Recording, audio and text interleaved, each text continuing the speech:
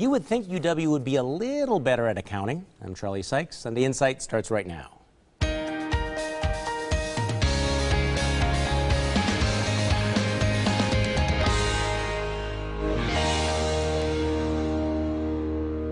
Good morning and welcome to Sunday Insight. In the week that was, the investigation into the Boston Marathon bombings continues as reports surface. The CIA had wanted one of the bombers put on a terrorist watch list. Meanwhile, the surviving brother is read his Miranda rights and promptly stops talking to investigators. Great.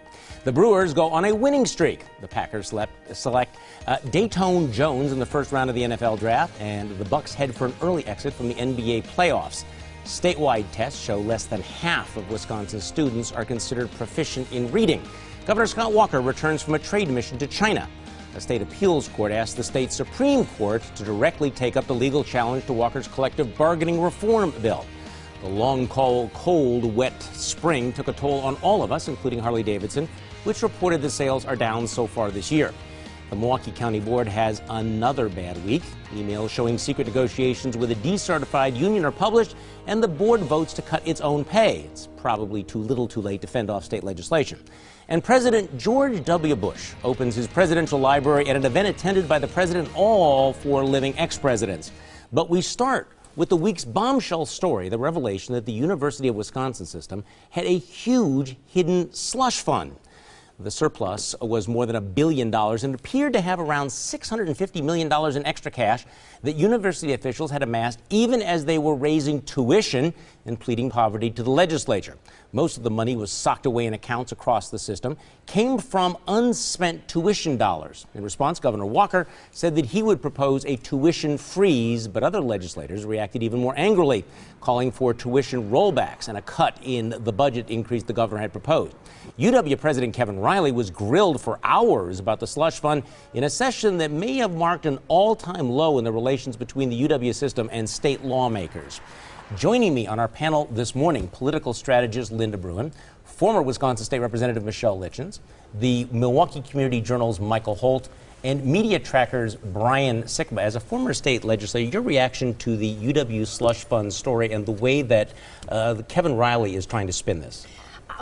First of all, this whole thing is unreal. And I think this just shows how Riley and his administration just blatantly disrespects the taxpayers. I don't think this story is really about them having a reserve fund. I think most people believe that it is responsible to have 3 months operating expenses put away in an account.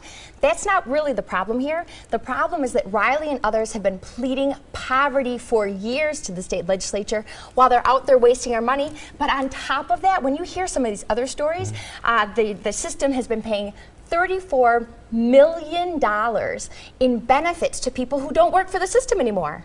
They also spent $28 million. Riley spent $28 million on a payroll system that he just decided not to use anymore. Is this incompetence, or is this is there something else? Is there an intent to deceive, arrogance, an intent to deceive the legislature? Oh, most definitely. Okay. Actually, they are just above the legislature, right? They don't have to answer to anyone. They don't even have accounting systems that work together. When Jerry took over the finance committee for the regions last August, he had asked them, he said, you know, what do we pay for travel? What's our travel policy?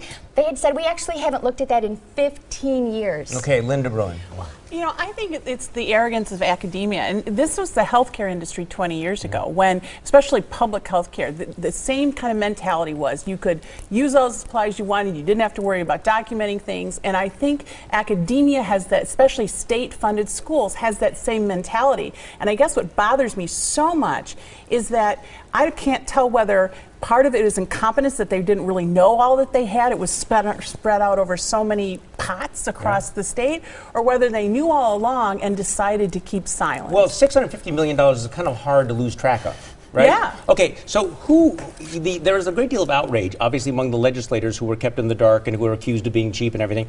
But from the point of view of students and parents, are they right to be outraged, especially when you have had 11.3% tuition increases over the last 2 years, and now you find out that at least 2/3 of this slush fund is unused tuition money? What is the response of the UW to the students? Well, it's one thing if the university had said, you know, we need this extra tuition to pay for these things, but clearly they were just using it and amassing it into a slush fund. If tuition has to go up, if there's an actual market-driven reason, that's fine. But they're going out there fleecing these parents, and then they come back, and I think it's really good to reconsider the additional increase they may give them in the state budget. Yeah, and I talked to a banker on Friday whose daughter is at UW-Madison, and she's in a graduate program, and so she said her tuition has gone up astronomically high the last 2 years. She said the only right thing to do is for the university, and it'd be good PR too, to return those increases back to the students. Whether they'll do it or not is well, okay. What does happen going forward? It seems like it's a no-brainer that they're going to get a tuition freeze. What about the $181 million Walker's proposed increase? Obviously, that's done. Yeah. But I think now people really need to take a look at how the Board of Regents is structured. And I know that talking to a few regents that the governor's asked them to really look for accountability at the university level. Doyle's appointees are still running the Board of Regents. So, I mean, I think we have to, look at that in the mix, too. But does this change any of the other budget dynamics? Because I'm hearing speculation that, for example, the school choice issue, this might break the logjam because it frees up money that otherwise would have gone to UW that can now go for K-12 education. Are you hearing that at all? Once money becomes available, everyone starts reaching out to try to grab that, right, and fill in other holes. I think we should continue to look at tax decreases, for that matter, in my own opinion. But okay, what has your glass half full and what has your glass half empty this week? Let's go around the table. Linda Bruin. Well, my glass is half empty because there's been a spike in people needing crisis mental health care, in part due to the weather, but it's half full because now spring is here and that spike is going to go back down to normal. Okay, Michelle. My glass is half full because last week Wisconsin Right to Life held their annual dinner. We had almost 1,000 people there celebrating life, but it's half empty because we will still have close to 7,200 abortions happen in the state of Wisconsin this year. Michael Holt. Half full, praising charter schools. President Obama has proposed increasing funding to the nation's charter schools. That's half full. It's half empty because he only wants the money to go to existing charter schools, not new ones. Brian Sickler. Well, my glass is half empty this week because the state appeals court decided not to rule on the merits of a case involving Act 10 and the Madison Teachers Union. But my glass is half full because the state Supreme Court will now have to take up the case and provide some sanity with regard to this legal issue. Well, my glass is half full because Congress actually backed off this crazy idea to exempt themselves from Obamacare. It is half empty, however, because the rest of us are stuck with this train wreck. Next on Sunday Inside, the Milwaukee County Board votes to cut its staff and cut its pay. Is it too little and too late? And as we go to break, a touching moment from the dedication of George W. Bush's presidential library. His father, George H.W. Bush, stands from his wheelchair to a standing ovation. And in his speech, President Bush had a little fun with his reputation. There was a time in my life when I wasn't likely to be found at a library, much less found one.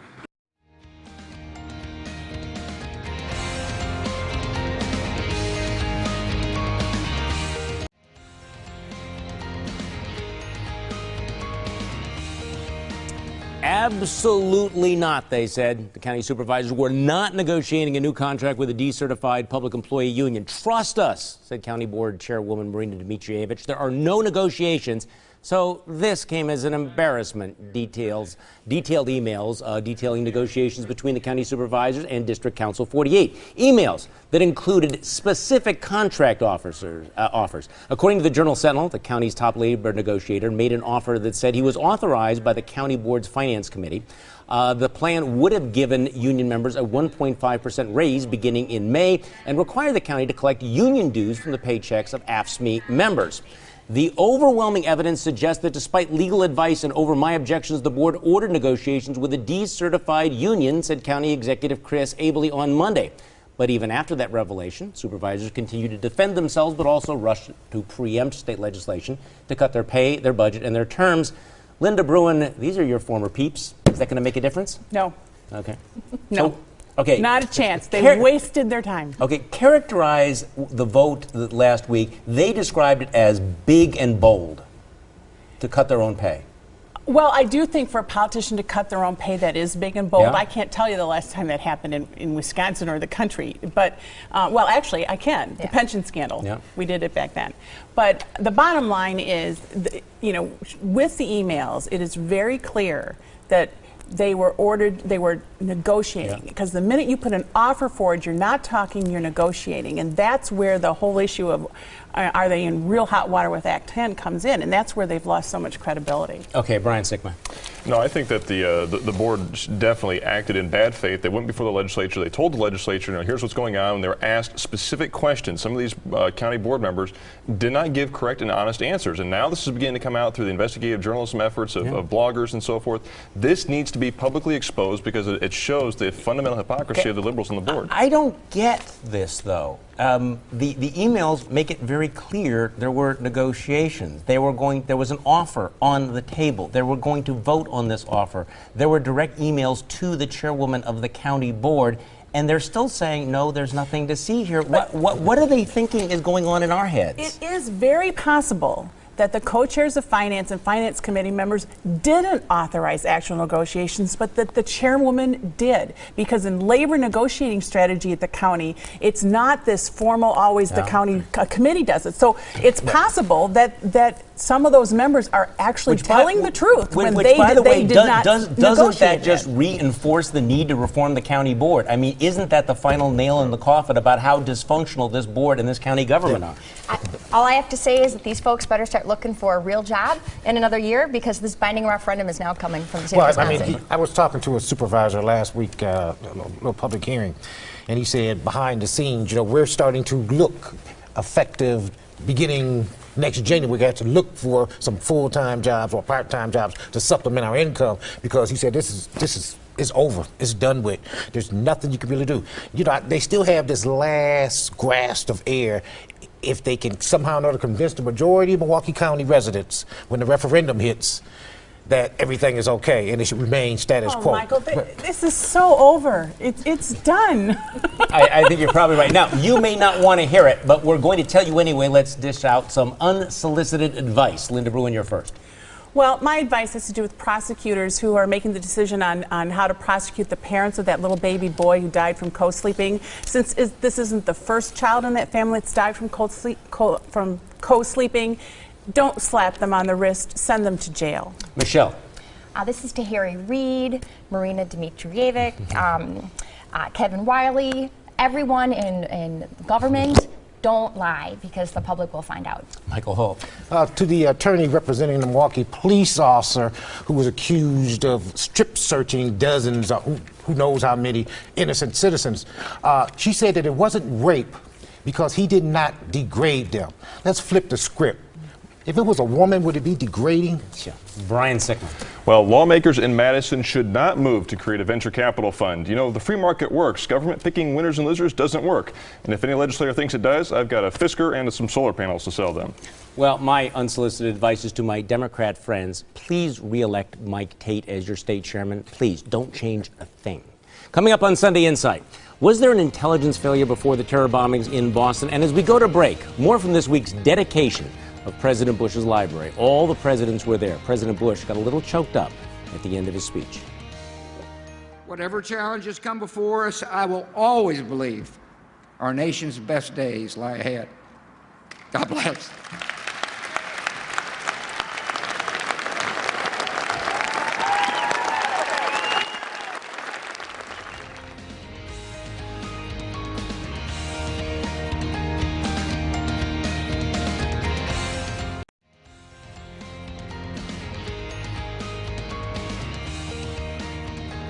Another controversial remark from a Milwaukee sheriff. Now, remember in the wake of the Boston Marathon bombing, Sheriff David Clark raised some eyebrows by calling it a clear intelligence failure. And Clark was ripped by critics who accused him of rushing to judgment, including people on the show.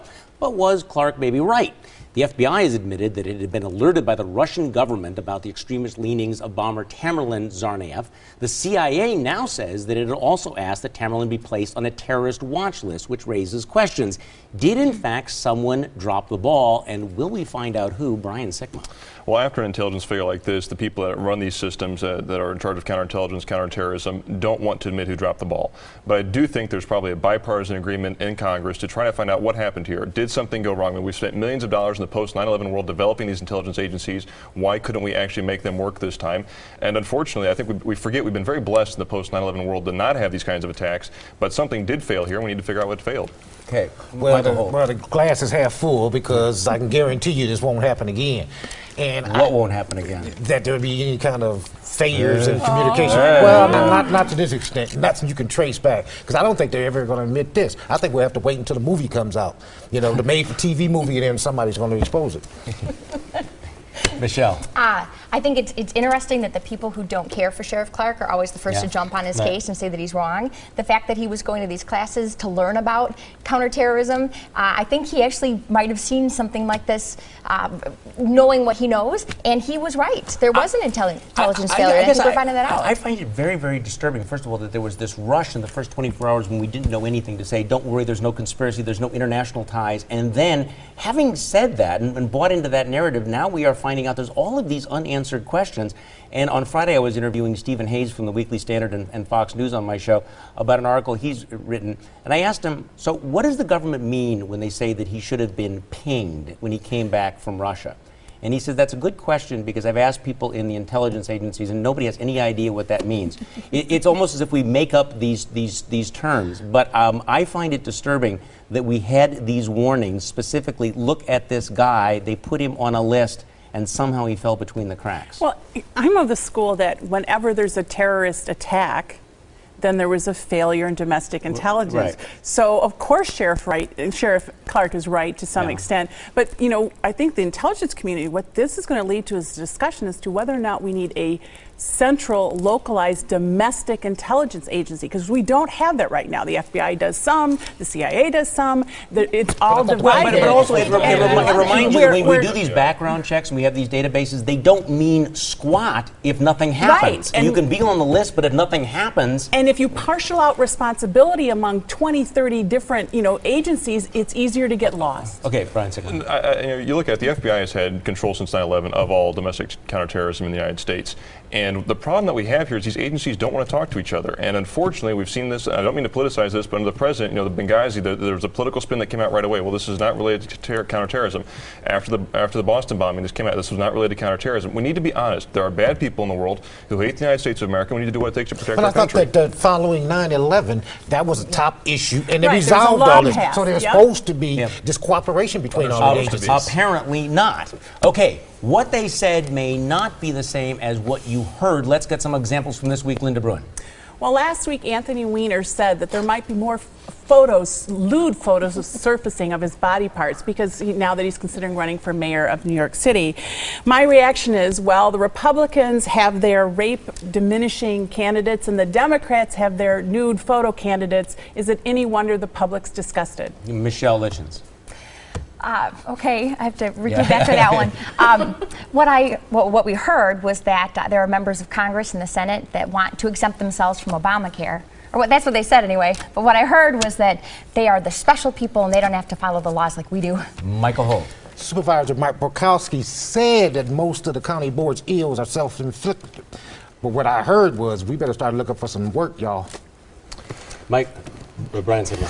Well, Senator Paul Farrow, Leah Vukmir, and Rick Gudek said this week that they will not support a state budget if it doesn't include the expansion of school choice. What I heard this week was that the old guard's bluff in the state Senate was being called and momentum is building for school choice in Wisconsin. Okay, well, on Monday, they read the accused bomber, Dzhokhar Tsarnaev, his Miranda rights. What I heard was we still aren't ready to fight a war on terror.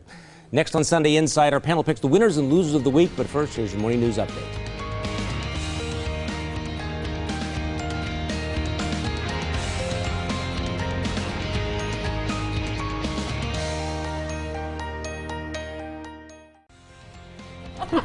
It's time for our panel to pick the winners and losers of the week. Linda Bruin, you're first.